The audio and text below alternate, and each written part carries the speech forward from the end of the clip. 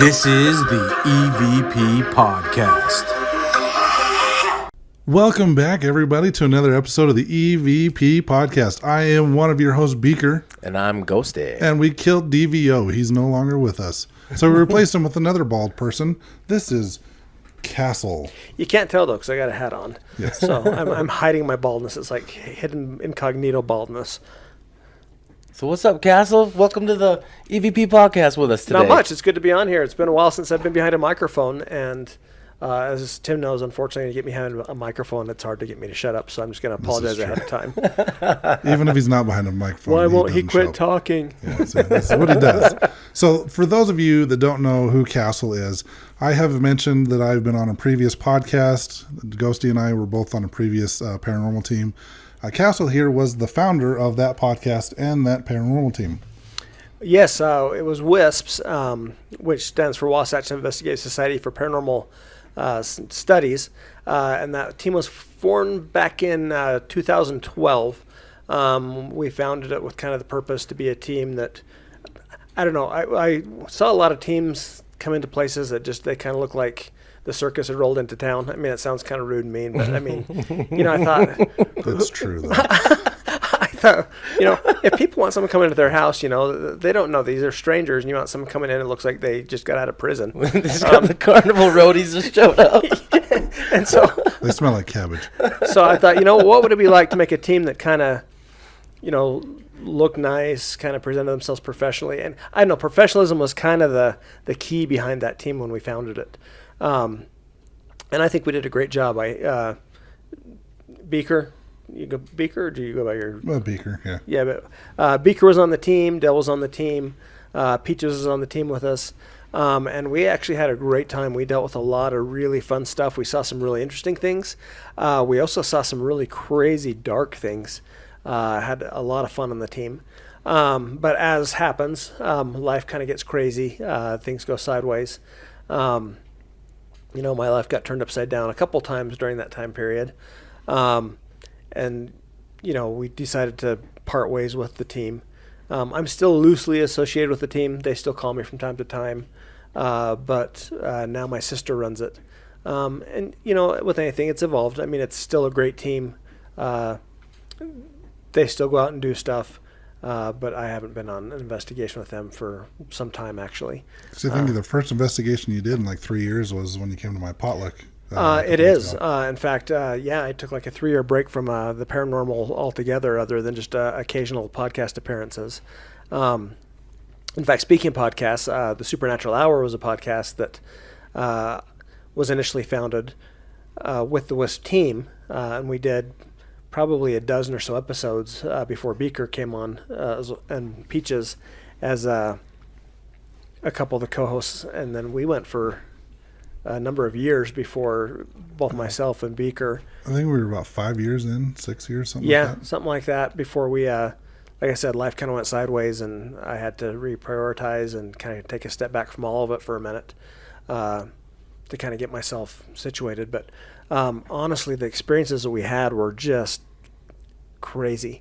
I don't think a lot of people realize that. I think most people have paranormal experiences every single day, and don't even realize it's happening to them, because we get so focused on the world around us. We get focused on what the president's doing. We get focused on what's, gas prices are. We get focused on, what the latest crazy news story is, the latest murder, that we don't slow down enough to pay attention to what's actually going on around us.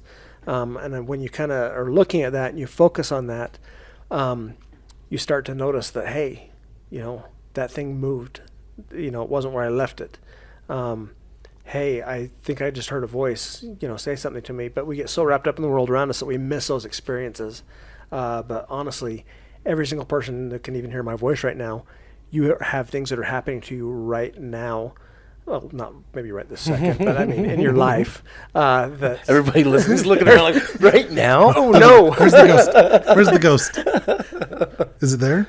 But I would say probably at least on a weekly basis, something's happening to anybody at any given time. And it's just, you got to slow down and pay attention to it, or you're going to miss it. And I think most of us, myself included, do miss those things that are going on. So what got you into the paranormal initially? So that's an interesting story. So when I grew up down in Payson, Utah. My parents both worked shift work. My my mother was a nurse. My dad was a police officer. And so they were gone, kind of odd times. And so I was raised, not raised, but we spent a great deal of time with my great aunt, my grandpa's sister.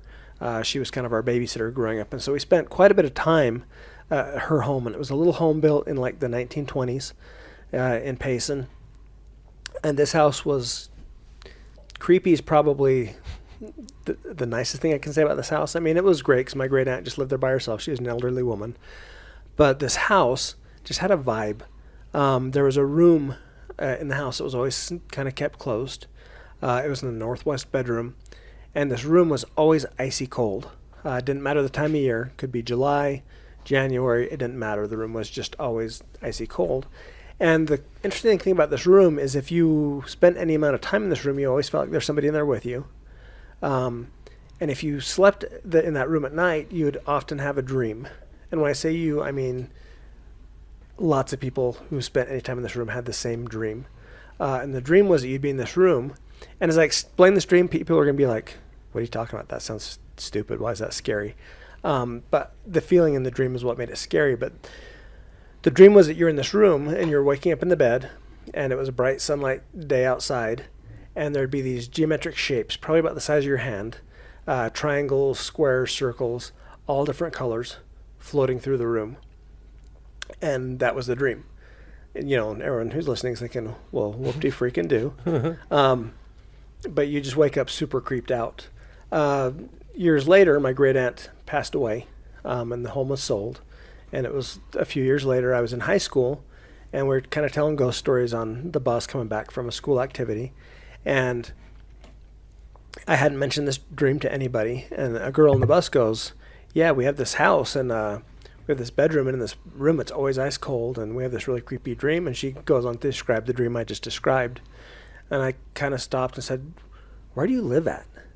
And she explained my great aunt's house. They had bought it. I didn't know that. But even her family had no connection to us, no connection to me, were having this same dream.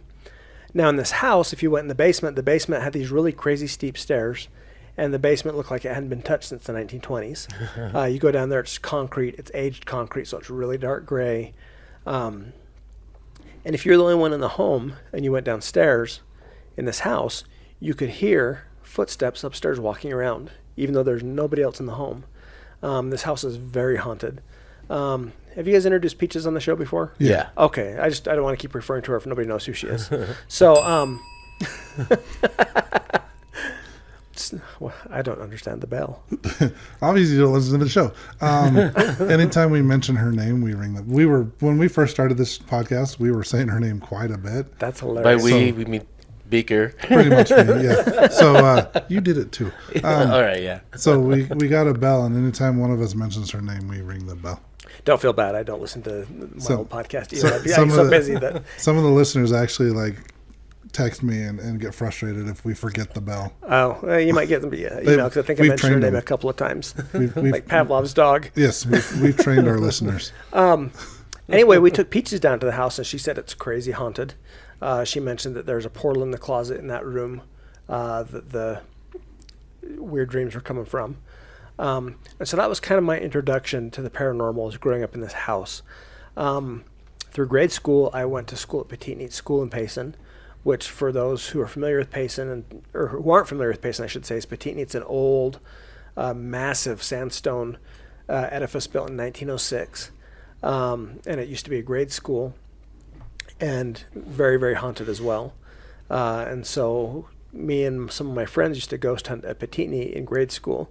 And I used my air quotations. I say ghost hunt. We actually have a camera. I can use my ghost hunt. But we were super fascinated with it. And so were you scared and fascinated? I beat you to it. Yeah, you did. You got me. So we're sorry. In our Hans Holzer episode, he's like many children, he was scared and fascinated by the paranormal, and we're like, that should be a paranormal show. On Discovery Plus. On Discovery Plus. Scared and fascinated. Yeah. Scared, naked, and fascinated. We mentioned that too. So now keeping all that in mind, I had, anything I could get my hands on paranormal wise, I would read it. That school actually had a couple of good ghost books in their little grade school library. Oh, nice. I'm not sure why they had those in the grade school library, but they did. And I found them and I read them. Then I turned into a teenager. What? And no way. Yes, it happens. It happens. And my sister at the time was living in Cedar City, going to college. I was 16 years old. And I just bought me like a black motorcycle jacket because it looked cool, and it was, the early 90s, late 80s, and that kind of thing was cool. And so He had a mohawk and one of those clip-on earrings. I'd upgraded to the magnetic one by that time. Oh, yeah. Until you lose the back and you're like, mother. So my sister's going to college down in Cedar City. And in the summer, I would go down and I'd spend, a week or two with my sister while she's down there. And I'm sure my parents were happy to get me out of the house. But we went down there, and when I got down there, my sister was teaching bagpipes. She plays bagpipes, and she was teaching bagpipes to this older couple. I still remember their last names. It was the Davies. And when we got there, I met them, and I remember telling my parents after we met them, I said, I don't know, there's something weird about them that I don't really like. And my parents said, well, they're from back east, and people from back east are kind of weird. And so... Not an EVP. I forgot to turn the ringer off on my phone. Anyway, so my parents said, well, they're from back east, and maybe that's why they seem weird. And so I'm like, okay.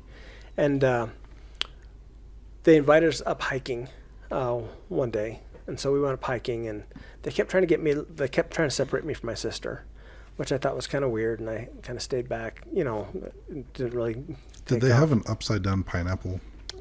Maybe. Were they swingers? That's why they were separating you two. Well, so the story gets kind of weird that way. So anyway, as we're going on with the Davies, there's just something about them that isn't sitting right with me. And I'm sitting at my sister's house one day, and her husband is out at school, going to SUU, and my sister is up teaching bagpipe lessons. And I'm sitting at home, and I feel really weird, and just something feels off. And my sister comes into the house, and her husband comes in, and just the darkest, creepiest, most evil feeling came with them into the house. And they proceeded to tell me that my sister was up teaching bagpipe lessons to the Davies, and in a voice that was not his, Mr. Davies started telling my sister that he was from another planet and that she belonged with him. And then they started telling her about my Aunt Krista, who he knew nothing about, and started saying weird things that she needed to go with him. Now, meanwhile, across town, my brother-in-law at the time felt really uneasy and felt like he needed to go over there to the house for whatever reason. He got there, and Mrs. Davies met him in the driveway, and comparing notes later, we found out that he and she were telling my brother-in-law and sister the exact same thing at the exact same time in different areas of the home. That they're from different planet? Yeah, from some planet, but the more creepy stuff than crazy stuff, if that makes sense. I don't know. I honestly, it's been so many years. I'm old enough. It's been like 40 years ago, 30 years ago at this point, I guess. Sorry, I had to do some math for how old I was versus how old I am. It was about 30 years ago because I'm 47. Anyway, long story short, they came to the house, creepy feeling. So we decided to leave the house, and my family's religious. My brother-in-law and sister wanted to go to the temple. There's a temple in St. George, and they're part of the LDS church, and that's part of the LDS worship services, going to a temple. So they did that. I was kind of young, so I just drove around St. George for a while in their car. And we drove around, we're creeped out. And then after they got back from the temple, everything seemed good.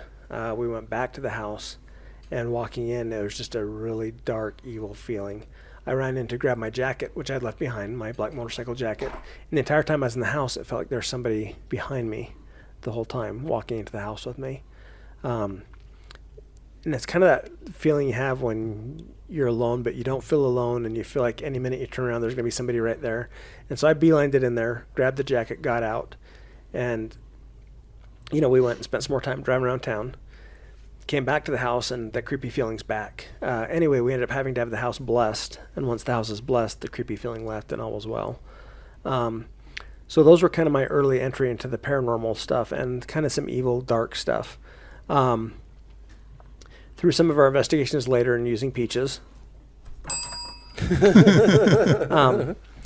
we talked to a spirit named Lucy who inhabits the family tree. I don't know if you guys ever talked about Lucy on the show. Yeah, we did an episode on Family Tree. Lucy the Demon Princess. And so out of curiosity, through peaches, I inquired about this whole situation and what had happened. And the information we got was that this couple was part of a coven of dark evil witches. And they more or less had been possessed. That was kind of the long and short of it. And that something dark had followed my sister and brother-in-law into the house, and that's why we had to bless the house to get rid of it. And so that was kind of my intro through my youth into the paranormal. So a long story. Hopefully your listeners find it interesting, but that's how I got involved. And basically followed the paranormal from there on up into adulthood. Nice. So I know when I first met you, I met you at a convention, and we didn't even know that you were like, I think you were running security at the time. I think I was. I think I was there trying to represent my team, but I also was just kind of like, watching the door. I was doing whatever I could to get my foot in the door into the paranormal world, basically. Yeah. I know we were actually... Anything. I'll do anything. Randy and I were actually, we were talking to the owner of Asylum 49, and we were telling him about some of the experiences that we had while we investigated there. And you had overheard and came up and introduced yourself, and that's when you had you showed us this video. Oh, yes. That's the Demon in Connecticut video that you had. Yeah, in fact, that was an interesting story in and of itself. And actually, this is, like you said, this is when I first met you guys. I had known you guys for all of maybe 10, 15 minutes. So I was contacted. I founded the team. And, I built a website, kind of put our presence out there and was, starting to get investigations lined up and was trying to get going in the paranormal world. And I got contacted by a group an individual out of Pennsylvania. And it was a father-son, and they had been dealing with some really strange things. And some of their story, to be honest with you, didn't 100% make sense to me. And anybody who's done this for a long period of time, when you talk to clients, sometimes they'll tell you stuff and you pick out the important parts, but some of the other stuff they tell you, you're kind of like, okay, I have no idea what you're talking about. A guy with a fedora. I don't know how that fits into anything, but okay. Let's talk about your dishes levitating across the kitchen. I understand that.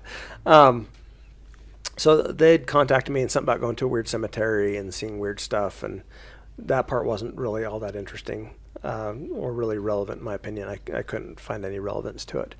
But they sent me a video because they said there's like actually things moving inside the home. And I think this video is still up. I think the WISPS team hasn't taken it down. No, they started a whole new YouTube channel. Did they? It's on the old YouTube channel, the WISP Utah, WISP Media. It's WISP Media. So look up the user WISP Media, and those are all videos that I've put up there. Well, there's some of my old videos too. And it's videos that you and I did. Right, because the new team has started their own stuff because I lost access to it when I transferred all stuff to them.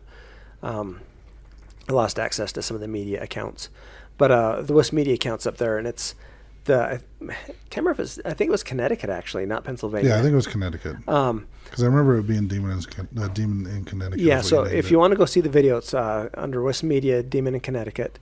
But they were having things happen in their home, and the kid had actually set up like a motion camera in his house. I think it was on his laptop, wasn't it? Yeah. He had a laptop, and it had the green boxes would pop up whenever that follows movement and things of that nature. And so he started recording when he wasn't home because things were happening. And in the recording, he'd be out of the house and you'd see like the kitchen cabinets like kind of creak open, little stuff. And then one time like a pan comes flying out and almost hits him. Yeah. There was the 2-liter bottle that like tipped over and started spinning. Right. And it started spinning on the ground. And at one point he goes over to pick up this 2-liter bottle, and he's got those leveler blinds. Did I say that right? I can't remember if it's leveler blinds. Anyway, those. Like those ones. Yeah, like the. Not the people on the podcast. The horizontal ones? The horizontal ones where you pull it and it goes up. Yeah, it's got the slats that you can make. Anyway, the blinds literally got ripped off the wall on the video as he's bending down to pick up this 2-liter bottle. But it's interesting because I started showing this video to. This clock fell off the wall too. And that's where I was going with. Yeah, is that I started showing this video to you guys, and you guys are, this is cool. And Brandy goes, well, I can see the spirit in the video. And I'm like, really? You weren't the only one. I was like, really? Yeah. Well, and I'll be honest with you. I was kind of skeptical because, I mean, anybody who spent any time around like a paranormal convention, there's people who are legit. There's everybody's people who want to be legit. A medium. And everyone says that they're a medium at those. Yeah. And everybody's a medium. But what was interesting is like, she's like, I can see it. There it is. It's reaching for the clock. And that's what kind of blew my mind is she goes, oh, it's right there. It's messing with that clock. It's like trying to get that clock off the wall. I'm like, and I'm kind of like going, whoa, how does she know? Because, I've obviously seen this video 100 times because I've watched it and rewatched it and watched it again and tried to debunk it. Now, keep in mind, like we said, we had known you for like maybe 10 minutes at this point. Never seen you guys in my life. And she goes, oh, that's messing with that clock in the wall. And I'm kind of like, and, and I'll be damned, the clock comes off the wall. And I'm like, okay, she's legit. She can actually see and hear stuff. And this is great because, at the same time, I'm also forming up a team. Yeah, I think you had been around for like 6 months at this point. We'd had a handful of investigations under our belt, and we'd gone to some public events. She also had a file like Nick Fury. But she also mentioned she started like tracing it, following it in the video around the room, and mentioned how it was like reaching for the blinds and playing with the blinds, and then right then the blinds fell off the wall. Yeah, so she's giving me a narrative of what it's doing, and before you see activity happening and where it's happening at, and it's obvious that she can see this in the video.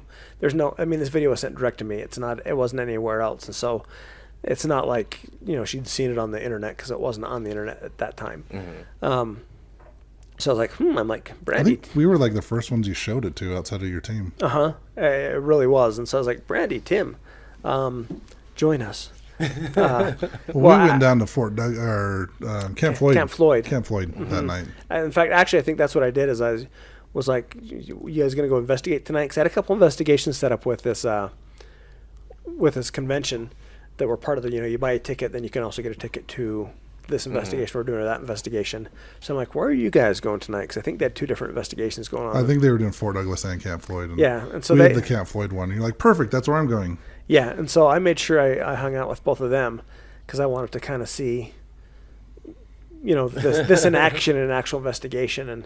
And anyway, through that I became great friends with Tim and Brandy, and which led us on many, many adventures. So many. A lot of crazy stuff that we've... Well, I mean, we investigated together for like 8 years. Oh, yeah, at least. I mean, I met you in 2013. Yeah, it's so 2019, so 6 years. Yeah, 2019 is when I kind of took a step back from all of it. I mean, a lot happened in those 6 years. Yeah, a lot happened in those 6 years. From seeing full-on possessions to objects moving. Honestly... affecting our personal lives in a lot of instances. We had a lot of... there was a couple times where some of us had to I need to take a step back for a month or two. Well, there's a couple of times too where I was like, you know what? How bad do I really want to be doing this? Because it's, affecting me personally when stuff's going on in my personal life that's followed us from investigations. Well, that never happened to anybody. We never got Latin text messages. We never got crazy Marco Polos of someone looking like they were possessed. It was easy breezy. The interesting thing is I still have those Latin text messages. I actually saved those. Oh, you did? I did not. I still have our little Marco Polo. They're on this phone right here. See, and I have the videos. Yeah, I've still got the text messages. I saved those. And yeah, I mean, we had a client, his name's Cleve. And I can say that because Cleve gave us permission to use his name. His story was awesome. It was, and he was in a house in Orem, Utah, and that house was off the chain, crazy town. He installed video cameras inside his house to capture some of the stuff. In fact, in that WISPS Media account, there's also a video about Cleve's house, and I documented I put together a video showing some of the activity, like a shadow figure walking through one of his cameras. Does he still own that house? No, he couldn't get rid of that thing fast enough. It took him longer than he wanted to, but he moved out of it. Well, if you look at the picture that I posted for our episode when Lurch was on, I believe that picture I posted of him was the one from Cleve's house with the like Santa Claus looking guy looking at him. That one's also on that phone. I have that picture as well. Sorry, I moved away from the microphone. I sound like I was down a tunnel. Help me.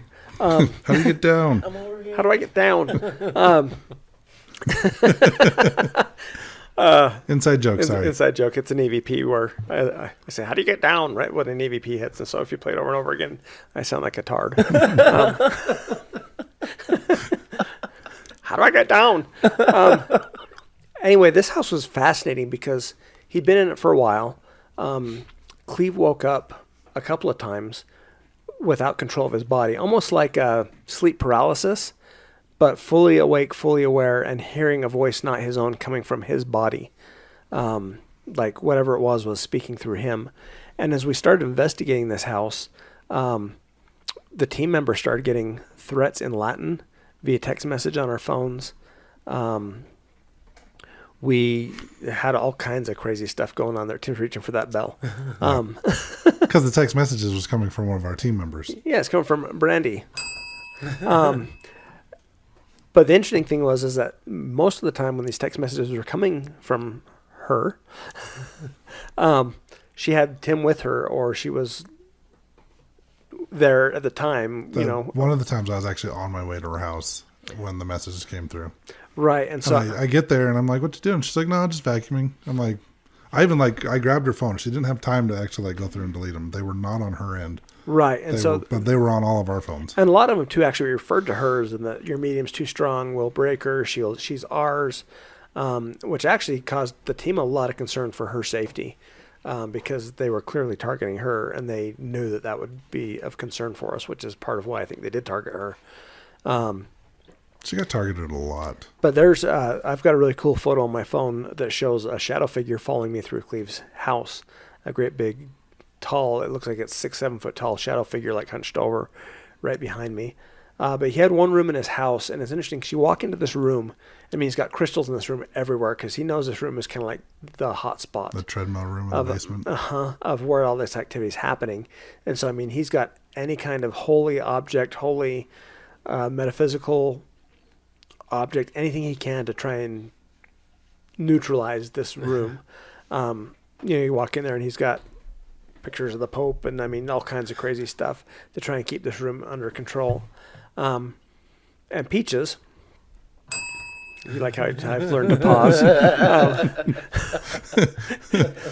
She said, well, there's a portal on the floor here in this room. And so when I first came into this, and I don't know, some of your listeners may be like, yeah, portals, whatever. You guys are nuts. And I'll be honest with you, when I started doing this, I thought portals were kind of like bullshit. Look, our viewpoints changed a lot during our investigations because we started out believing one thing, and then we started, as we experienced things, we kind of grew and adapted to it. We're like, okay, there is something to this. Because I was the same way. I'm like, Portal? That's a video game. Like, yeah, people are like, oh, these spirits came through a portal. I'm like, yeah, right, portal, okay. And so this is one of those houses that kind of, I was starting to lean that way just because we had experienced enough stuff, and I'm like, okay, maybe portals are real, but I don't know. I just remember walking in that room, and we had like 4 or 5 different EMF meters, and they weren't all K2s. They were different kinds of EMF meters, and they were all pegged like to the max. Going absolutely nuts in the middle of this floor where she said the portal was. And the thing is like, we know there's no power lines or anything because this is in the basement. The only thing underneath you is solid concrete. Well, and here's where it got crazy. And this is what I thought was so fascinating with this was, so Peaches said, let's try and close the portal. And so we all put our hands in the middle of this portal, and we all started kind of focusing on closing this portal. And as we're focusing on it, all these EMF meters that Tim is talking about go from being pegged completely into the red to completely off. No EMF whatsoever. Yeah, dude, it was trippy. And the minute that we stopped, like with our hands in the middle, and we just stopped concentrating on closing this portal, they'd peg right back up. So we were physically Oh, so you were watching controlling. it as it was. Yeah. Yeah, in real time, we're physically controlling these K2 meters and these other EMF meters that are laid out there, and it was the trippiest thing in the world. And she goes, you know what? She goes, there's something keeping this open, because every time we close it, it would like instantly like It would just pop open back up. And we ended up going to this house 4 or 5 times before we got it figured out. I mean, I took Peaches there.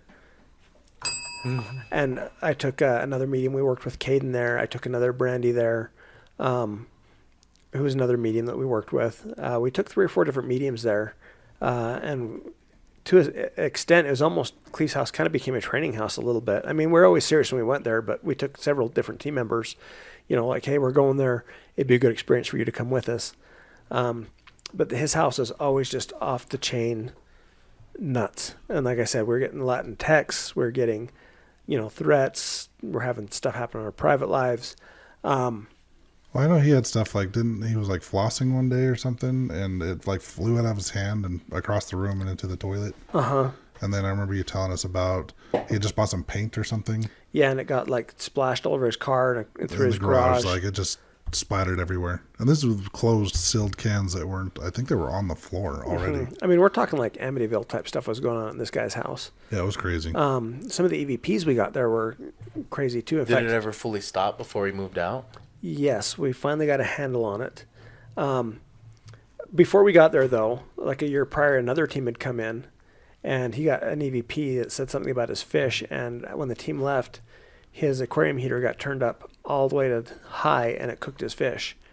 I mean, just some crazy stuff going on in this guy's house. And it wasn't just his house either. Oh, because he had another property. He had a cabin. He had a cabin, and we had activity up there as well. So his house, we finally figured out kind of what was going on.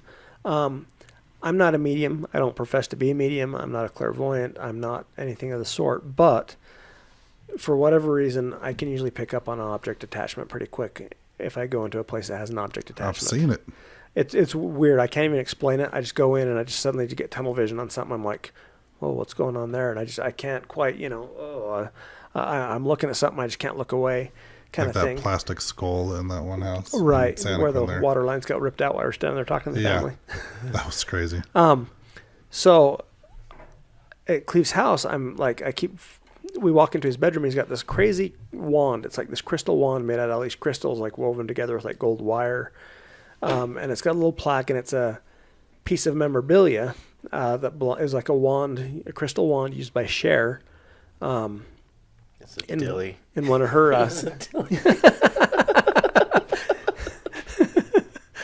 It was a wand used by Cher in like one of her concerts. So, it was a piece of memorabilia. And normally, if someone has an attached object, I'd be like, get rid of that thing.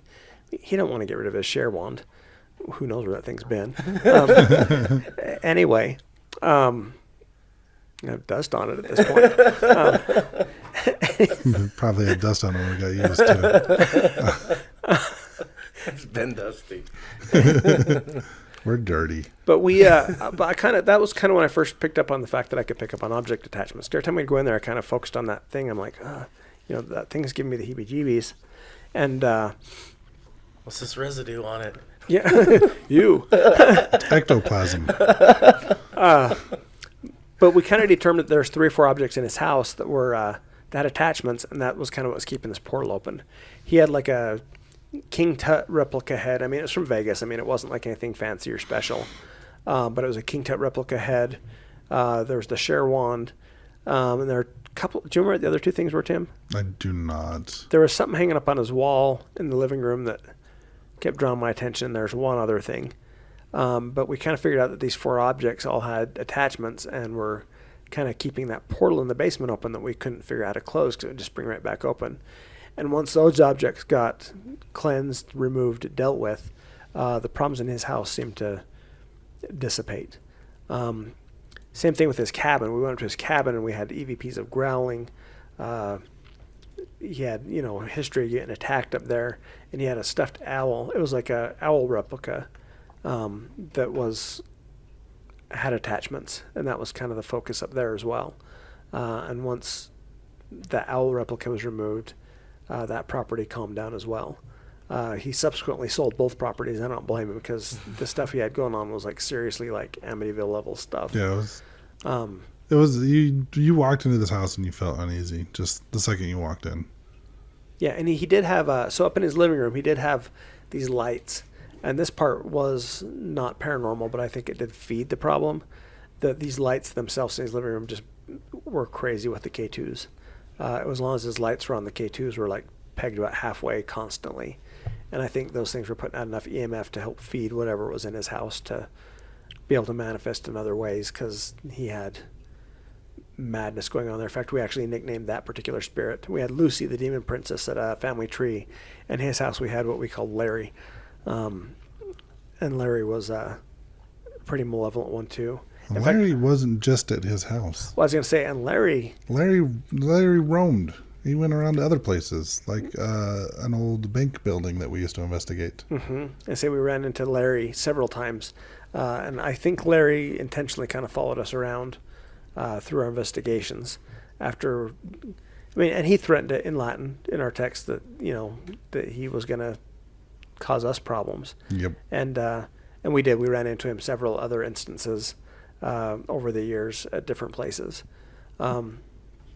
Joey's greeting him like, "What's up, Larry? Oh shit! What's up, brother? Hey, haven't seen you since yesterday, you dick." Well, I remember even so with Lucy talking about spirits following people around. Do you remember the drive home when I started talking to myself? Yeah. Oh yeah. Yeah, it was Lucy having a telepathic conversation with me, and you're just looking at me like, "The hell are you doing?" Well, speaking of Lucy, so I was home one night, and we worked with another medium named Brandy. She was down south, and she sent me a text one night that says, "Lucy's at my house." Like, okay, so I sent a message back and just being a smart ass, because I can be a smart ass. I said, "You want me to come over there and kick her in the teeth?" and she texted me back and goes, What are you talking about? I said, "You just told me Lucy's at your house." She goes, "No, I didn't." And she sends me a screenshot of her phone, and that part of the message is not on her phone. And so, I mean, we had stuff like that. Like, oh, that's cool. I've never heard that one before. Yeah, like that kind of stuff happened a lot. And and people can be like, "Oh, well, they just sent it and we're screwing with you." Yeah, I guess that's certainly a possibility. But honestly, no. I mean, it was clear that she had no idea what I was talking about. And that's just not her personality. No, where she would do that at all. Or that anybody would have access to her phone and even know that would be a thing. In fact, one of the messages we got said, "Your technology is flawed." And then there were some more threats involved in that, but those spirits are able to manipulate that technology and use it to communicate directly with us. Yeah, it was trippy, dude. Mm-hmm. I mean, it was with that and all the other stuff that happened when I first joined the team. I mean, this was all within the first year. This is going on. It's like, hey, we're a brand new team. We'll just jump right in. We're not going to ease our way into the paranormal. We're just going to go full steam ahead. Why start small? We can go full Amityville Conjuring. Raw dog it. Well, I mean, yeah, another client, I didn't actually get involved with this case, but I remember seeing the picture where he had that big white streak through the picture, and I know he was wearing like a black shirt that was like open, and I think he had longer hair. I know that you had a meeting with like him and a bishop. Oh, yes. In fact, you reminded me of two stories. And so have you guys talked about the stages of possession? Like infestation, encroachment, that kind of stuff? I think we touched a little bit. We had like a 3-part series on the Warrens last year. Okay. But I don't know that we got too much into it. And the Warrens are awesome. I've got some memorabilia from Lorraine Warren, and I actually had an opportunity to talk with her a few years before I formed the team. You've got 2 pieces of memorabilia. One's really cool, and one's a coin. No, they're actually both really cool. The coin, I believe, or the pendant that you got from her, she carried on every investigation she ever went on. The other piece of, I'm assuming you still have the shadow box. Oh no! So I got.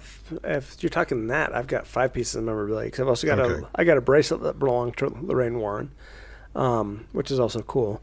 And I do have 3 shadow boxes, which contain spoons and bedding. So you've collected the 3 of the 5.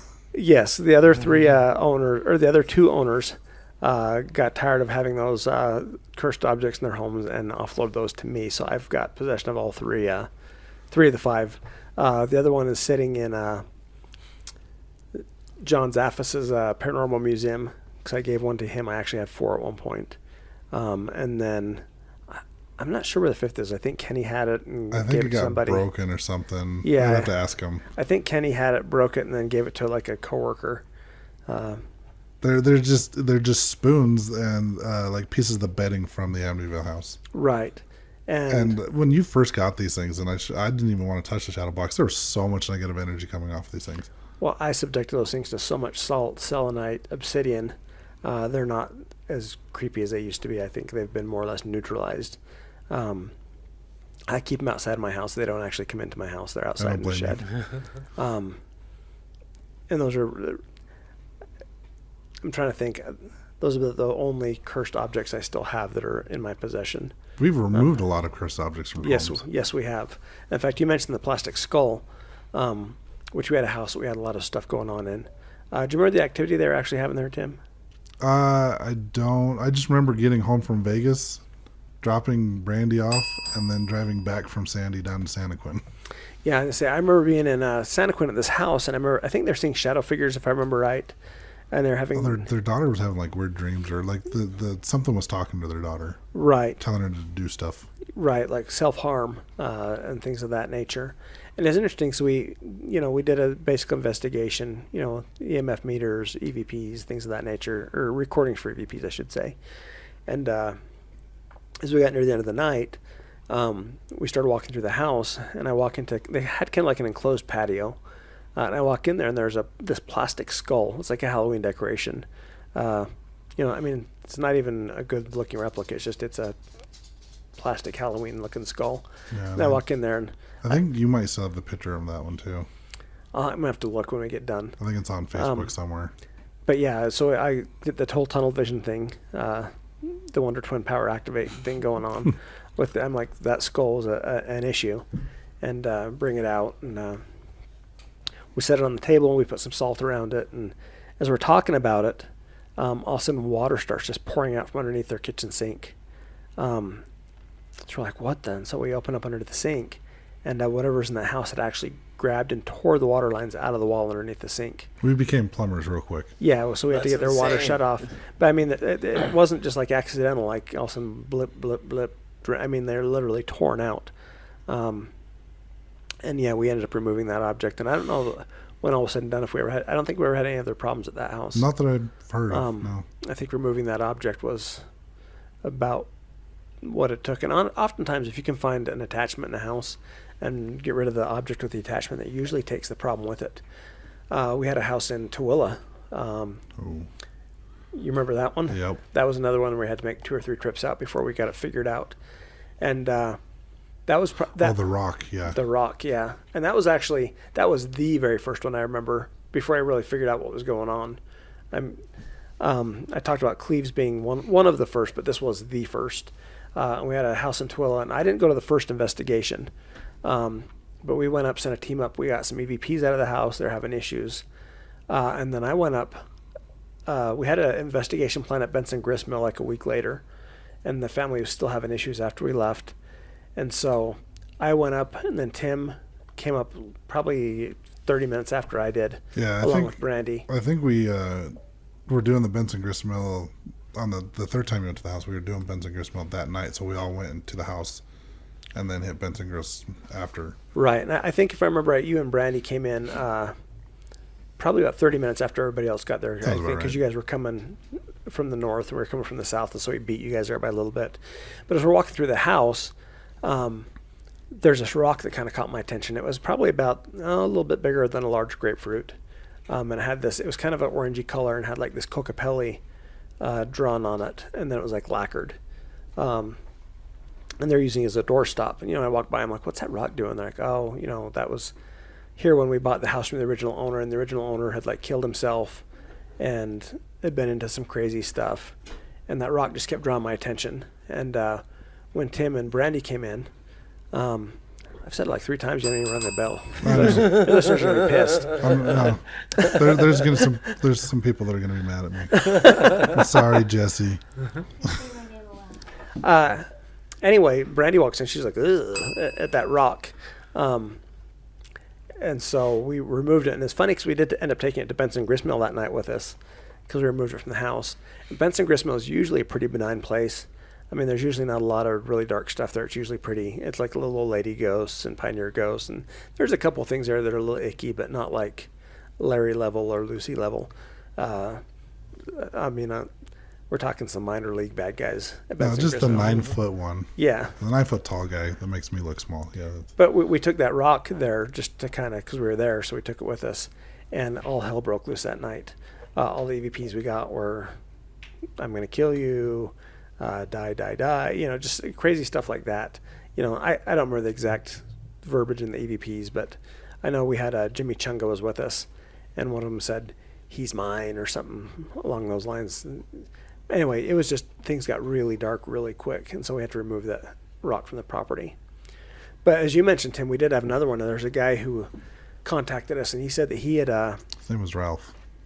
That's right. I don't remember the last name. Not that I would say first and last name of a client, but his name was Ralph. Yeah, his name was Ralph. And he was from Spanish Fork. I remember that too. And he said that when he was 12, he got really interested and involved in black magic. And, you know, playing with summoning things and rituals and things of that nature. And he basically invited a demonic spirit into his person. And so he said, hey, you know, I was involved in this black magic. I feel like I'm possessed. And so we met with him and a bishop. You know, when it comes to stuff like that, I want to deal with a religious leader more than anything because... Are we talking about the Twila guy or the other guy? Oh, no, I'm talking about the other guy. The Twila guy was Ralph. Twila guy was Ralph. Yeah, sorry, Twila the other was guy. Ralph. The other guy that I was talking about earlier that had the picture with the white streak in it. Yeah, I know who you're talking about now. Yeah. So this guy, yeah, he sent a picture and he had this white streak through it. And we were able to confirm that, yes, he indeed had something inside of him. But we ended up meeting with him and a bishop and tried to cast the evil spirit out of him. And he's like, I can feel it moving. And even the bishop got kind of creeped out. He goes, oh, you know, I can feel what's going on here. Unfortunately, that kid, we were unable to help him. And he ended up committing suicide, which is part of the process of, you know, a demonic entity is they try and gain access to someone's life. They try and infest the person, you know, surroundings. They basically try and push them over the edge. And their ultimate goal is they want this person to kill themselves. And unfortunately, with this guy, they were successful. But the one Tim's talking about is even... the one that we've dubbed our scariest investigation ever. Have you guys talked about it before? No. Okay. I don't believe we've talked about it on this one. Yeah, that investigation was crazy. So this guy, his name is Ralph, and he contacted us. He was in Tooele, which I'm convinced Tooele is like Satan's armpit.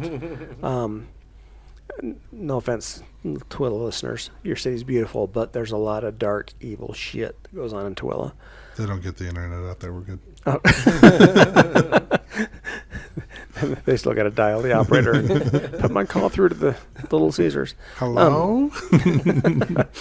So he contacted us and said he had some crazy stuff going on at his house. One of the things I remember him mentioning is he said that there were hoof prints outside one of the bedroom windows after a snowstorm. Bipedal hoof prints just outside the bedroom window with no prints leading to the bedroom window and no prints leading away from the bedroom window in the snow. So, I mean, something with hooves standing outside the window looking in.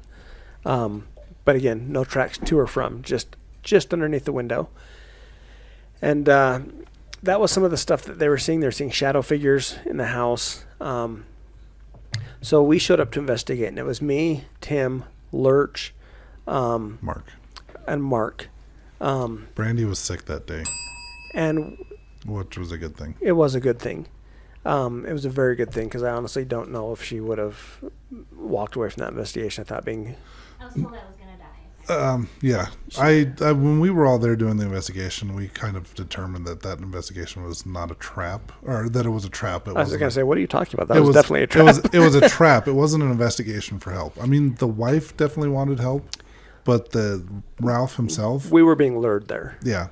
And that's not the first time that's happened. There was the one house in Salt Lake on about 13th South that was like, can you send just your medium? Yeah, we had a couple investigations we turned down just because we could tell they were sketch and they were honestly just trying to get to Brandy specifically.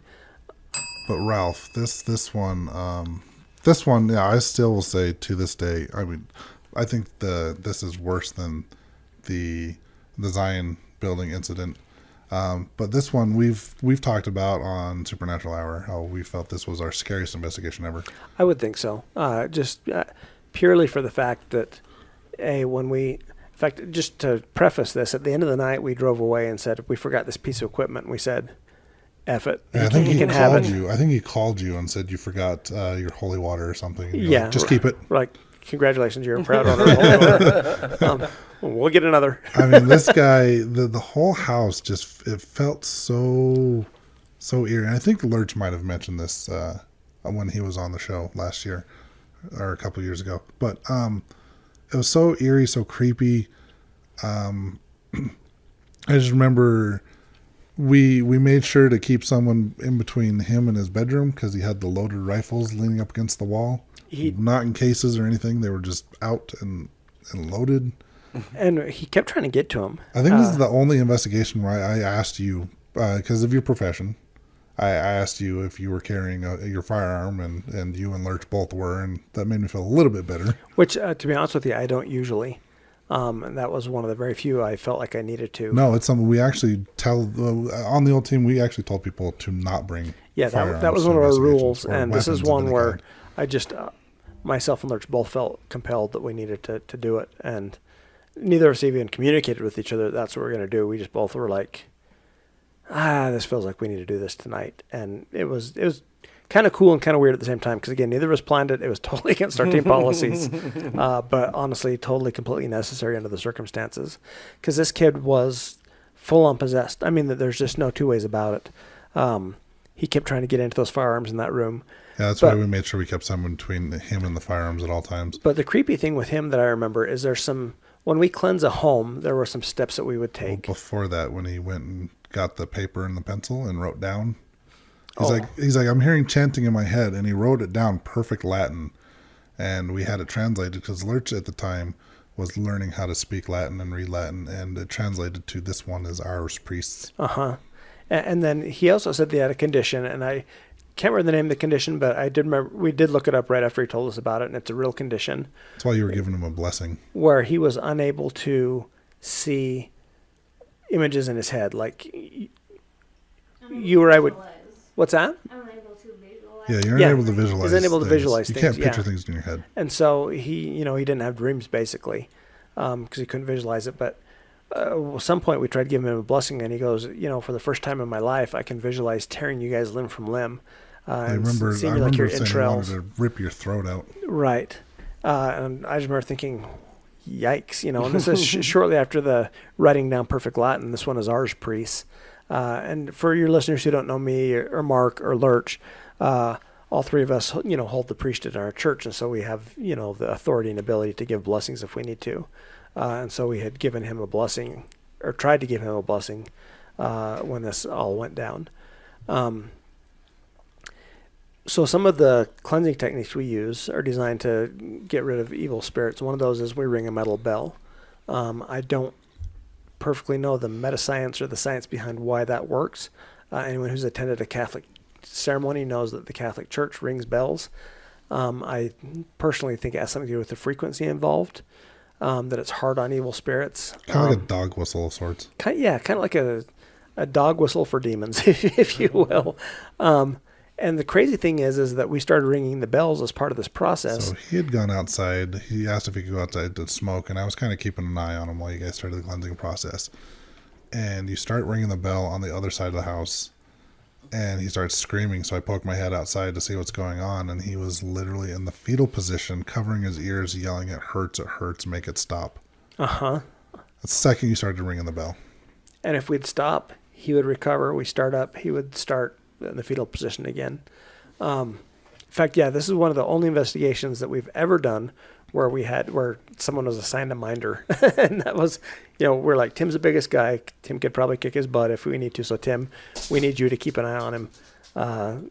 And so Tim was basically kind of babysitting this guy a little bit because of all the creepy stuff going on with him. We didn't want him getting to those guns. We didn't want him doing, we didn't know if there was a gun outside when he went outside. We didn't know if he had a pistol in his hand or a glove box or anything like that. So that's why when he went outside to smoke, I just kind of kept an eye on him. Because the last thing I want is this dude charging back into his own house, shooting at us. But at the end of the night, we kind of figured that this was more or less had been a trap to dry in our medium, Brandy.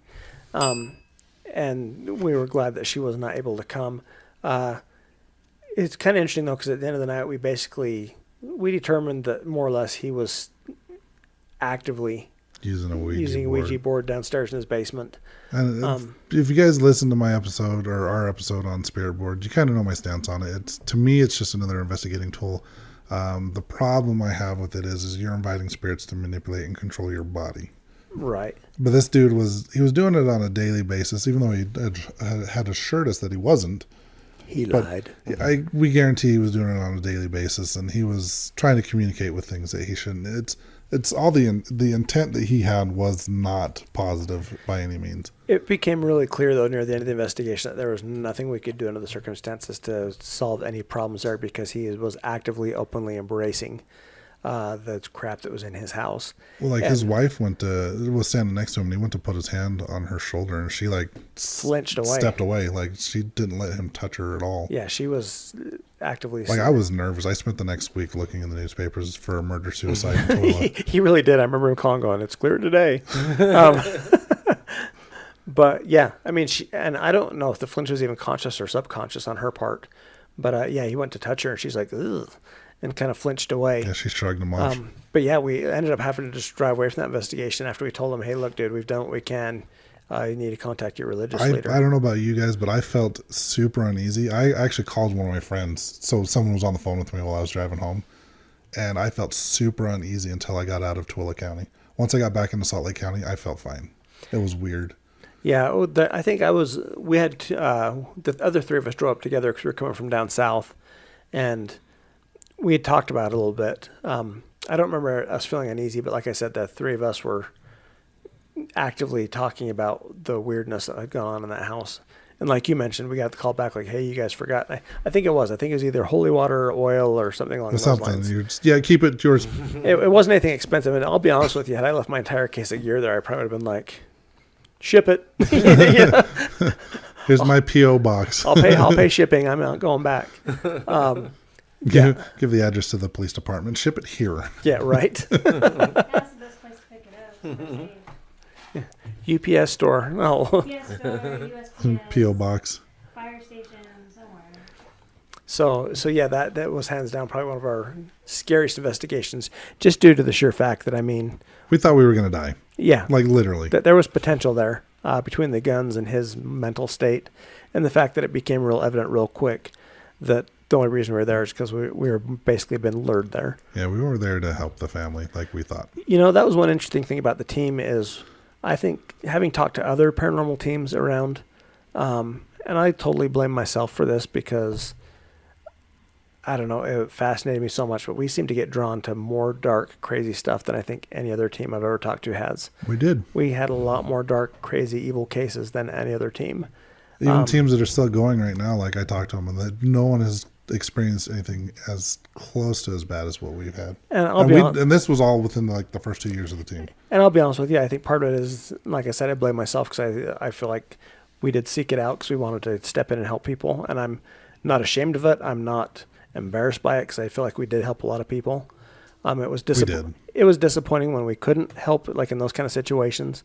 And usually those times when we couldn't help, it was because they were actively involved in it. I think one of the only homes that we weren't able to actively help, I think we mitigated a little bit, was the Ishii house. Yeah.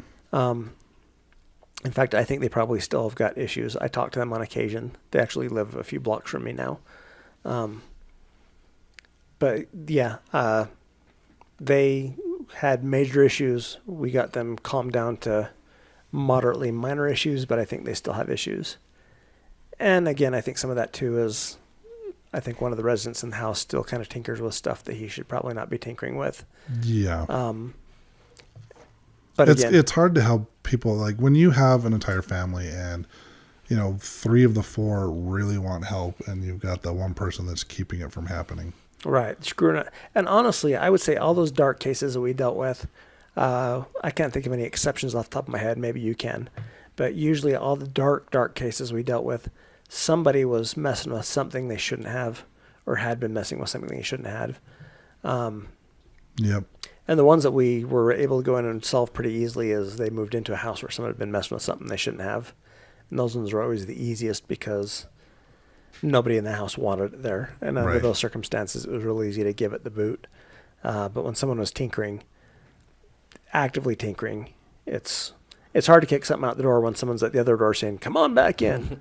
Oh, like we had the one investigation where there was a Ouija board somewhere in the house, and the homeowner that we were helping, I think you got to this investigation a little bit later. I than the do. I rest know of us. exactly which one you're talking about. But you, being what your profession is, you were able to determine that this lady was actually an active user of meth, I believe. Yeah, in fact, so your listeners are aware, I actually am a retired police officer, and I still actively work as a police officer.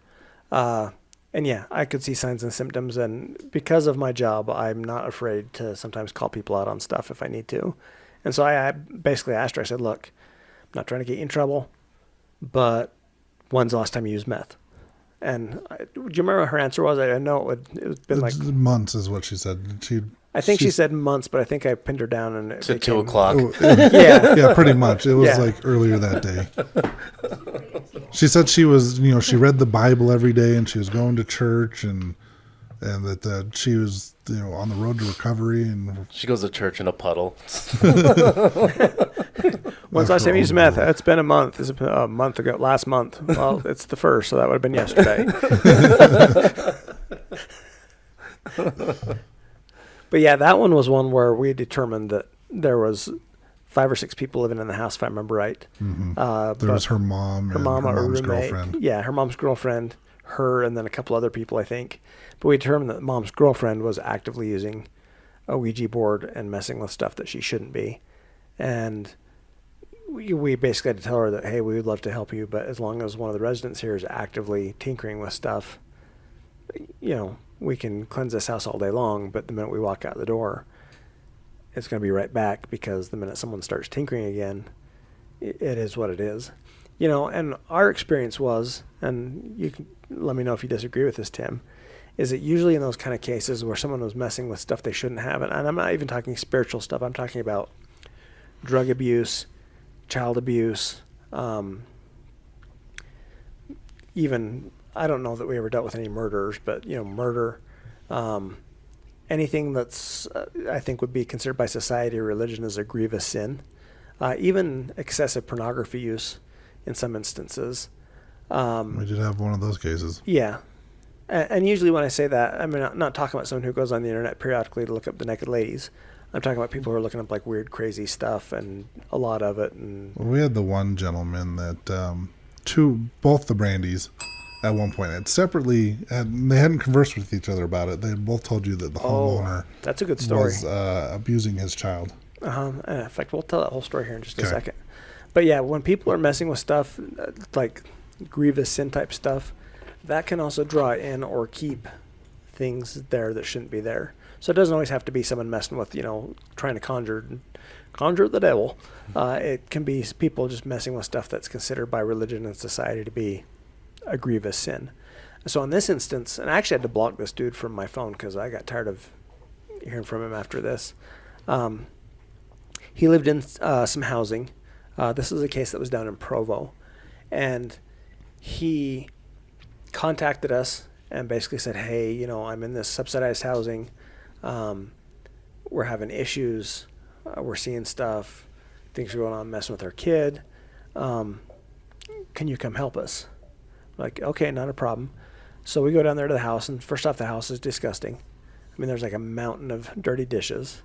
And honestly, when it comes to paranormal stuff, even cleanliness can be an issue. I think if you maintain a clean, house, I think that invites positive stuff. And I think if you live in a dump,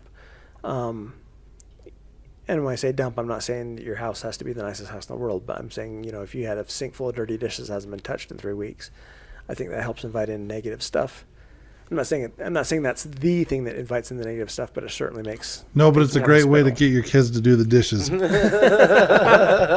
You want demons? Because that's how you get demons. That's how you do get the the dishes. Anyway, If you don't vacuum, demons. we get in there and we do all our cleansing stuff, and I don't think we took a medium with us the first time. I think you had Brandy Bulow with you.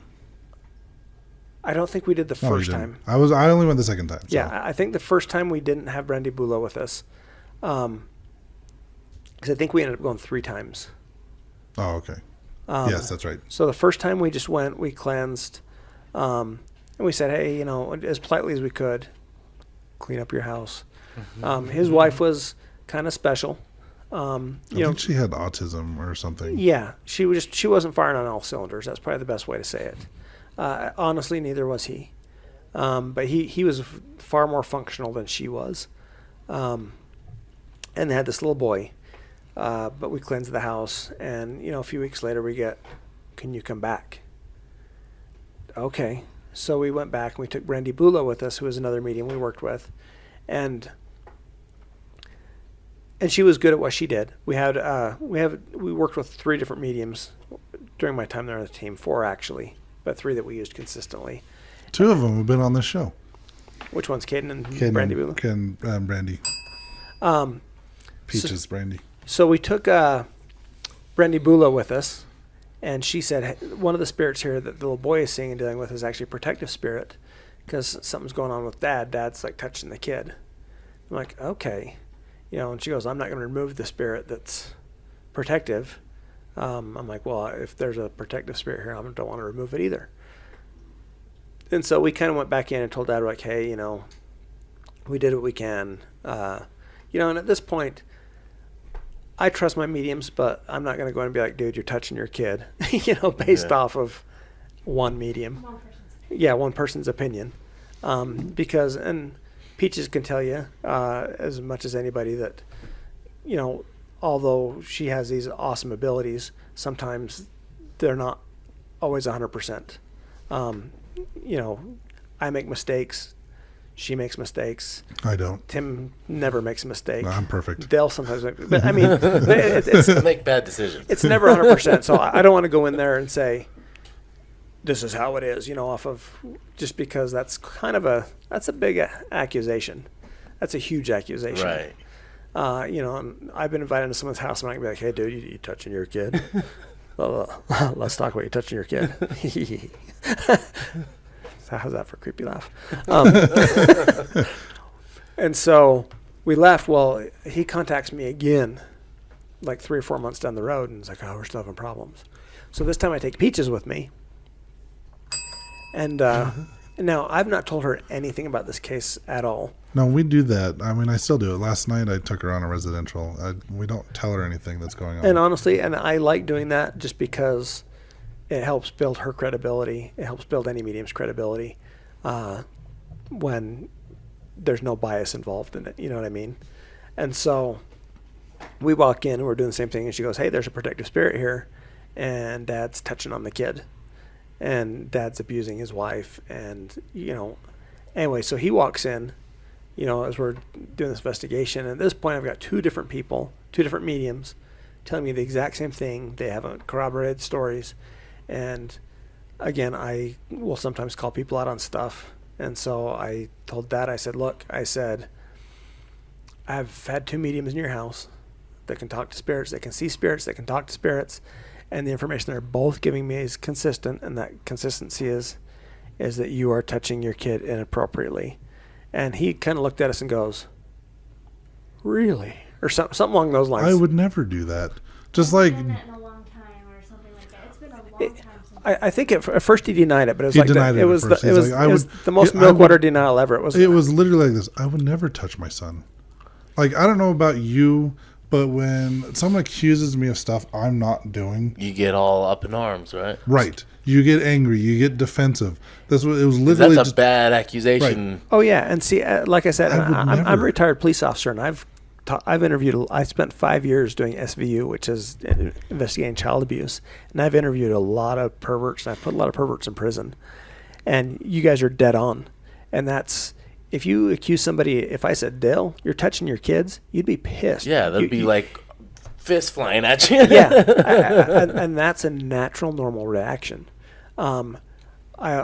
Once I arrested a gentleman who'd been touching his granddaughters, and when I confronted him, I said, hey, the reason you're here is because I got information you're touching your granddaughters.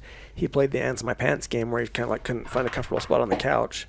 And then after he wiggled around for 15, 20 seconds, looked at me and goes, oh, really? You know, that's a guilty, reaction. And that's kind of what this kid did was, you don't say. I would never do that.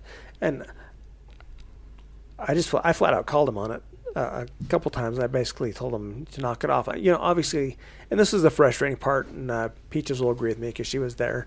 And you were there with us too, weren't you, Tim? Yeah. Yeah. And yeah, the kid had a mattress that was on the floor. He didn't even have box springs or anything. Right. He didn't have a bed frame. His mattress was just on the floor in the corner. I think the frustrating thing is the kid was nonverbal, and you can't quite go to a DCFS and say, interview the kid. spirits are telling us that this kid's being touched.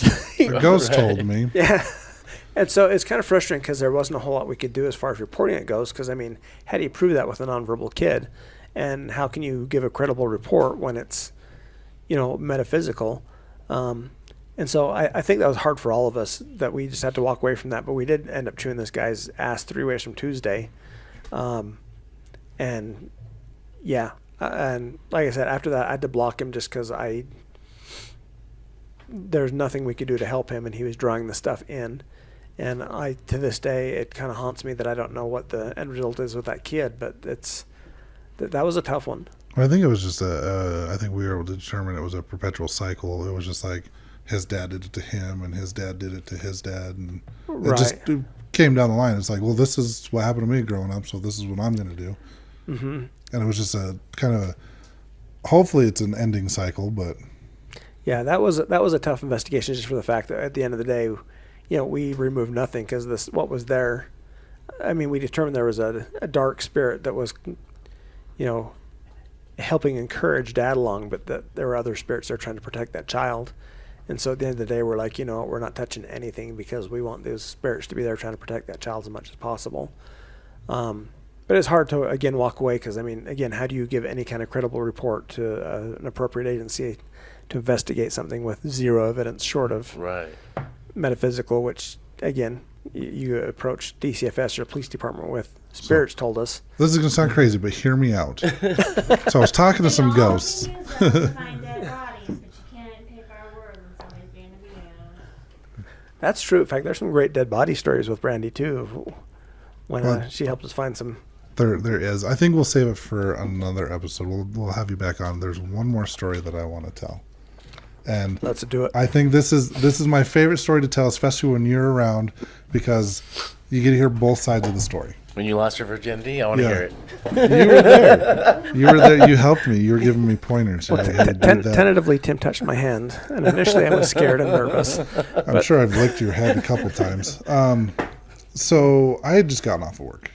Chunga was doing some investigations off Broadway Theater in this old bank building downtown. They weren't too far from each other. The off Broadway was kind of like the public hunt. That's where ticket holders were. Oh no, this was Ben Hansen, not Chunga. Oh, this was Ben Hansen. Mm-hmm. Oh, this is Ben Hansen with Comic-Con. Right. Uh-huh. Okay. So I know the exact story you're going to tell. We had gotten permission for just our team to investigate the bank building, but Ben Hansen was doing the ticket holder event over at Off Broadway Theater. Right, and he's, for those who don't know Ben Hansen, he was the host for Fact or Faked, which was a History Channel or Discovery Channel? I think it was Sci-Fi. Yeah. Anyway. He's on a show right now on Travel Channel. Yeah. Right. So he was kind of a celebrity guest. He's a friend of ours, and he was running a ghost hunt and asked us to help him, but it just happened to be within like a block and a half of where we were doing a private hunt the same night.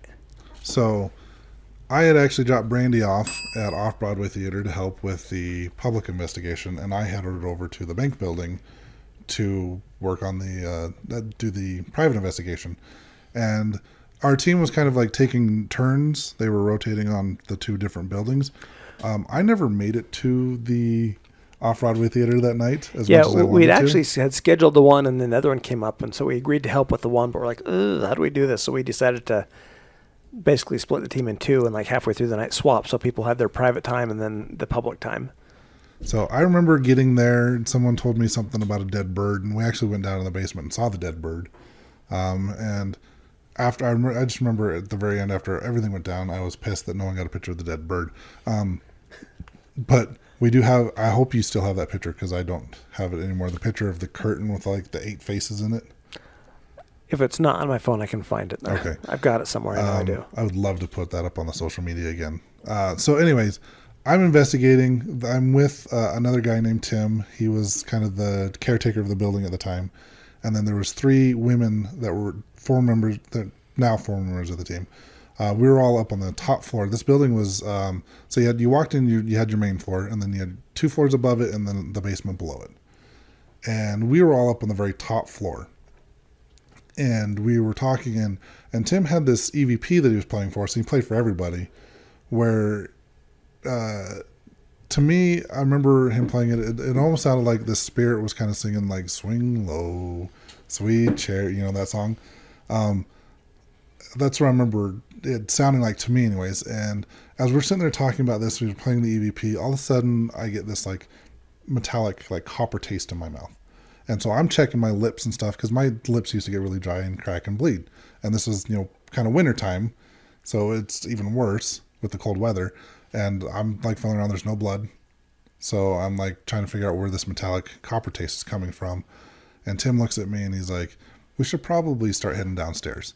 And instead of going down the main stairs like we normally do, we decided to go out the fire escape outside the building and go down.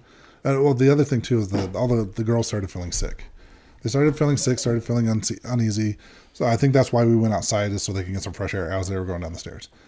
We let them go first, and Tim and I were, still inside the building, and it started smelling like really bad, like this really bad mixture of like decaying flesh, like body odor, and just like shit, like this really bad smell. And Tim looks at me and he goes, like a Vasa men's bathroom. "Yeah, pretty much." Yeah, exactly. Smells like someone shitting a dead body. Tim looks at me and he goes, "That's a sign of a demon." And I was fairly new to investigating, fairly new to this whole thing, and so I'm a little freaked out. And I'm like, "Okay, let's go." So we get down to the second floor. Everyone's still feeling a little uneasy. The girls are still feeling sick, so we can make it down to the main floor. And I remember there's like this little entryway. So you walked in the first set of doors. There's like this little like entryway, and then the actual doors into the building. And they had their EMF meters going off, and they were saying how crazy it was that everywhere in that room. I'm like, no, it's just ambient EMF, because we've investigated this building a couple times before. I'm like, it's ambient EMF, the wiring in this room. I'm like, see, look. And I'm like, if I go outside, and I stepped outside the building to show them that the EMF would go off. And then I instantly felt sick. I started dry heaving and throwing up in the parking lot. And literally, like, the things that I was most afraid of in my life just started running through my head. Like, it was just not happy thoughts. And I finally got up enough to, feeling well enough to where I called Castle here. And I'm like, I think I just pretty much got out like, "Hey man, I need a blessing." And you said, "Okay, I'm on my way." And then the phone call ended. Like, it was done. That's all that needed to be said, right? And so at this point, you and the group, I believe you're like, we got to get over there. Tim needs help. And so you guys come booking it. And I just remember you guys come running around the corner, and Brandy was there. And I just remember as soon as she got around the corner, she just stopped dead. And oh, yeah. She stopped on a dime. She said that the energy was so thick, it felt like she ran into a brick wall. Yeah, I remember that. In fact, since I had agreed, so I knew Ben for years, and so he had contacted us about doing that public hunt the same night we'd had this private hunt scheduled. And so I came and did the private hunt for just like an hour before the public hunt started, and then I kind of felt obligated to be over at the the public hunt to help Ben. And so I had some of the team members over there with me. And it was me and Brandy was over there with us. And Josh Hansen was there. I want to say Luke Hansen. Luke was there too. And I can't remember if his fiance, now wife, was there or not. I think she was, yeah. And then I don't remember who else was there with us. Do you remember? There was Deanne's stepson, Colton, was there. Yeah. And his now ex-wife. But anyway, we had just finished the public investigation. We were just kind of winding down to a halt. And I remember that, I can't remember if somebody said something, if someone had like a premonition ahead of time. But I remember my phone rang and I heard Tim, and he was clearly upset. I mean, his voice was wavery, and he's like, "Hey man, we need help. I think I need a blessing." And then I thought he hung up the phone. then see, I thought you hung up the phone. And basically the phone just went dead, is what happened. The call got disconnected. And I could tell that Tim was pretty upset. And for those who know, Charlie Horson, like, I'm going to die. I'm going to die. Best to get her down. That wouldn't be the first time. Yeah, edit that out, right? Anyway. That bruise you had for like a month running into that chain. Oh, geez. Anyway. Wow, that really hurts. So I could tell that Tim was really upset. And for those who have never met Tim, Tim is like 6'4". 6'5". He's 6'5"? Yeah, I'm 6'5". All I know is that Tim is really tall and really big. And if I ever need somebody's ass kicked, I'm hoping Tim's with me because Tim is awesome. And I've got nothing but mad respect for Tim, and I would never want to be on the bad side of Tim. You almost were once. I know. I had threatened to kick your ass once, and then it spawned a whole conversation between the team on who would win in a fight, and apparently the whole team thought I would. So, the whole team's probably right because I'm not 6'5". But anyways, long story short, when Tim calls you and sounds like the way he sounded and says he needs help, something bad is happening because it should be me calling saying, "Tim, I need help," but it was the other way around. And so we literally sprinted from the Off-Broadway Theater where we were investigating over to this abandoned old bank building that they were at. And when we got there, as Tim mentioned, Peaches just like skidded to a halt. And she's like, there's a demonic spirit just over there hanging around them. She went and sat on the other end of the parking lot away from me. And I tried to walk towards her, and she just shook her head and said, "Nope, you're not coming anywhere near me." So that's when it like clicked that this shit was trying to attach itself to me. And so the first thing that I remember that I did, and I can't remember who came with me. Josh was there. Was it Josh? I remember Josh was there. So I decided that I wanted to make sure everybody's out of the building. Because, I mean, obviously, at this point, we kind of got filled in on what was going on. I knew there was a demonic spirit there that was kind of hanging around Tim. I think Lurch went in the building with you. Josh stayed outside with me. Okay, so Lurch was there then too. But anyway, so first thing I wanted to do is I wanted to go and make sure that everybody's out of the building because obviously things were going down and going sideways really quick. And so this building is 4 stories. It's got 3 stories plus a basement. So you started up on the top floor where everyone started feeling sick originally when I was... Yeah, so we walked into the main floor and then we went straight up to the top floor. And I remember that as we walked into the top floor, it's kind of interesting. If anyone has ever walked into like a banquet hall during like a fancy dinner where you've got like 40 or 50 people sitting around tables, you kind of hear that low murmur of voices where you can't really hear any specific conversation, but you just hear that of people talking. We walked in and you could just hear that. I couldn't tell you a word that anybody said, just that it sounded like there's a bunch of people in there just having like a banquet kind of thing. Just that kind of sound of voices, if that makes sense. And keep in mind, as we're going through and we clear this building, there's not a soul in this building. Everybody's outside, we determine. And I mean, we're figuring that out as we're inside. But we get up there and we hear those voices. I'm like, okay. And so we come down these stairs inside, and these are like old wooden stairs. As we come down these stairs, it sounds like there's a football team coming down these stairs behind us. It just sounds like many, many feet running down these wooden steps behind us as we're coming down. And we end up clearing this whole building really quickly, making sure everybody's out. We get outside, and the spirit is like, it is full-blown, full-tilt boogie, wants a piece of Tim. And so you'll have to maybe fill in some of the parts of the story here, but I remember that we decided that we're going to give Tim a blessing. Like I mentioned, several members of the team are basically lay clergy and have the authority and ability to, give someone a blessing. And so Josh Hansen is one of these, and we asked Josh if he would give a blessing. And Josh starts to give Tim this blessing, and all of a sudden Josh gets completely tongue-tied and can't speak. He couldn't get any words out, and I've known Josh for many, many years now. You can't get that guy to shut up. I've never known him to not be able to talk. Yeah, I love Josh, and he was completely, totally tongue-tied. And I think, was it me or Lurch who stepped in? And Mark. It was Mark. And so Mark at that point stepped in and gave Tim a blessing, and that kind of... No, tongue-tied. Was Mark also tongue-tied? Mark was also tongue-tied. Who was it, me or Lurch, to get the third one? So what we ended up doing is we walked around to your Jeep. We ended up walking around to the other side of the building. And the whole time Brandy said she could see it on top of the building watching us. Right, and so that's right. I remember now. So we got over to my Jeep, and we put on some, and this is one of the things that I always like to do when we did a cleansing, is I'd always put hymns on, like church hymns. The idea being to basically kind of bring in a more positive spirit and kind of help drive out a negative spirit. And so we fired up some church hymns. On the Jeep, had the door open. We're kind of we were full on cranking some church hymns out there for everybody. Anyone walking down Main Street. We were like, what the? And then I can't remember if we said a prayer first. You might have said a prayer, and then I think you did the blessing.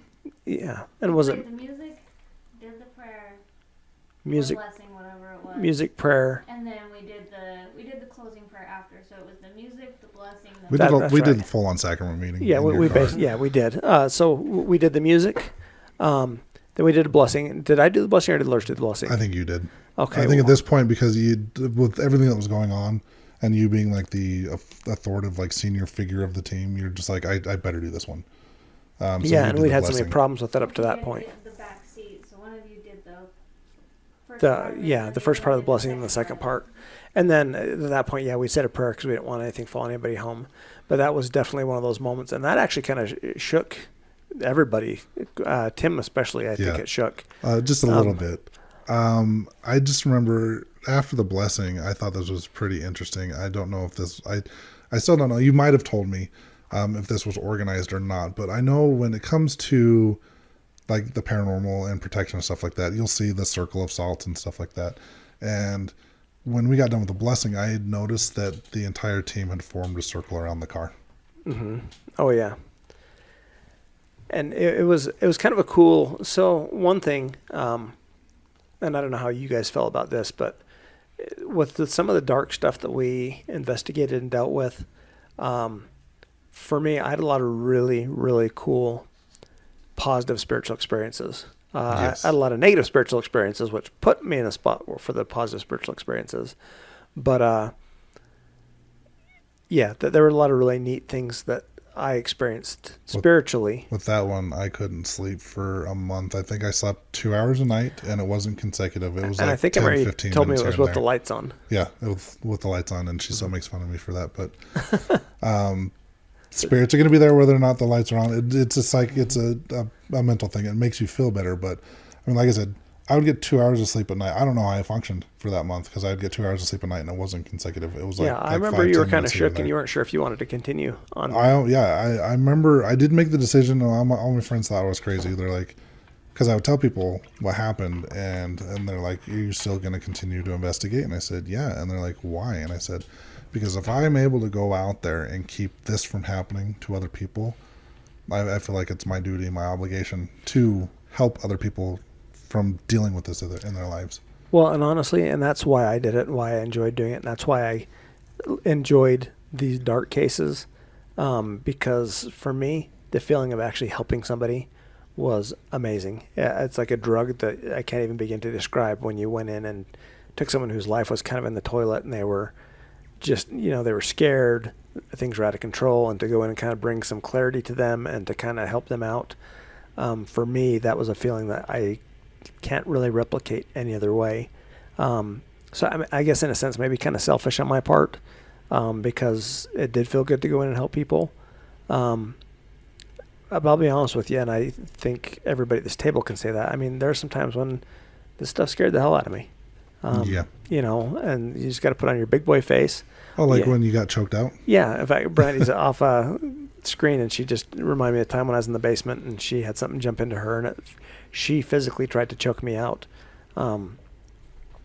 Yeah, and Scared the hell out of the guy next to you, apparently. but there were, you know, and the Family Tree restaurant, we had a lot of dark investigations there, and We could spend a whole 2 hours just talking about everything. we could do probably 3 episodes just on the Family Tree restaurant alone. So I'm not going to get too. I think we into it. investigated more there than anywhere else. But I mean, some of the stuff there. I mean, I saw some of the creepiest, scariest stuff come out of that place than any other location.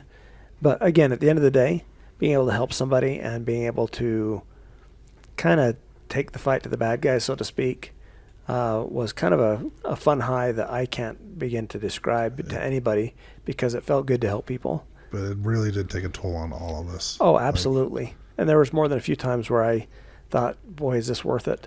And there were times when I was scared as hell, and there's times when I was like, did something follow me home? I don't know. And I'm laying in the dark in my bed going, what am I doing? But at the end of the day, you know, the experiences that we had, the fun that we had as a team, the things that we did to help people, I can't begin to describe how awesome and amazing it was. And it was, honestly, and I don't think I've ever told you guys this, but it has been and will continue to be one of the best honors of my life, being able to investigate with you guys and, you know, some of the experiences we had together. Yeah. Same. I mean, I remember we're going to talk about one more investigation. One more. Probably should do more than one episode. With all of we're gonna Yeah, we're gonna do one more episode, but to kind of end on like a high note, the last investigation we did with Phil. Do you remember that one? Was that the Cafaneo? No, it was a house. It was residential, and Greg Pascal was there as well. I think they were there originally, and then we went back with Caden and Brandy, and it was the lady that her uncle had passed away, and he pretty much Yeah. he had pretty much raised her because I remember he that was one. he was more like her dad than anything. Yeah, I remember that one vividly. Um, It took me a second, but I know exactly what so you're talking I know about. I went to this house twice. The second time I brought you and Brandy and Caden, and I think this is when we found out that this was before Brandy could actually see spirits that had crossed over. She was only seeing the earthbound spirits at this time, and Caden was able to kind of talk to this uncle of this lady, and we were able to determine that this guy basically raised her, and he meant the world to her. Like, she was looked at him as her dad because he was there for her for like everything. And the fact that we were able to reconnect her with her uncle and see how happy she was, you know, that it was investigations like that made this all worthwhile. Oh yeah, I say, and that kind of stuff. It was. I remember that specifically. In fact, I remember we even got an EVP of the uncle's voice. I remember that. Just the tears of joy that she had and being able to kind of. Me too. That's when we found out I was an emotional empath. Mm-hmm. Because I could feel all the emotions that her uncle was feeling. But being able to see, her tears of joy and being able to kind of help her get a little bit of closure and say some things that she wanted to say that she hadn't been able to, and to hear some things that she needed to hear that he didn't get a chance.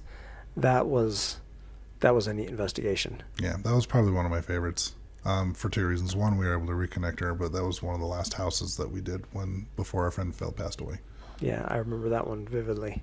So they're not all bad. They're not all scary, but that's what people The scary like. ones are the ones that are fun to talk about. Yeah, though. they're the Everyone ones likes that being creeped out. I don't know. I'm sure you might have noticed, but it's been like 8 years and I still have a hard time talking about that bank building. I still get a little shooken up. That one really, like, it messed me up, to be honest with you. But it also made me kind of understand more about what we were doing and helped me not be afraid of what we were doing. Well, that's one of my favorite things, too, about our time together when we investigated. And I know this applies to me, too. But I know that I grew and learned a lot and became a better investigator and a better person. But I also got to see, you and other team members, Brandy, grow because And Ghosty, he was there too. So I remember, I remember for a long Like time. on this podcast, he's even here on this podcast. Yeah, you might not have heard me, but I'm here. But yeah, I was gonna say, because it's interesting because again, Brandy wouldn't come across a parking lot on that investigation, and I know that stuff really got to you on that one. But near the end, I mean, a lot of all of our fears, we were kind of able to overcome, myself included. Now when people are like, hey, there's something evil or negative over here, I'm like, where at? Let's go. Point the way. Let's go. Before I'd be like, peace, I'm out. But yeah, well, there are a lot of good times, and we could go on for hours on stories of. Well, I mean, we did over 100 episodes talking about stuff like this, so yes, we can. Well, let's save it for I another think, episode. yeah, we'll definitely have Castle back on at another time. Absolutely, I'd love to do it. We might see more guests now than we have in the past. Like I did kind of mention at the beginning of the episode, DVO is stepping away for a little bit. So you're going to have a lot of episodes that just Ghost and myself, and we might be rotating in some people to come in and fill in as a guest host every now and then. So it'll be good times. It's going to be great times. A lot more stories. At least the funny ones are still here. So if you haven't already, follow us on social media. You can find us at evp.pod on Facebook and Instagram. We're also on YouTube. It's just the podcast right now, but we're working on getting other stuff up. I believe if you go to our link tree, yes, it is. You go to our link tree, you can donate so we can get our ghost yacht.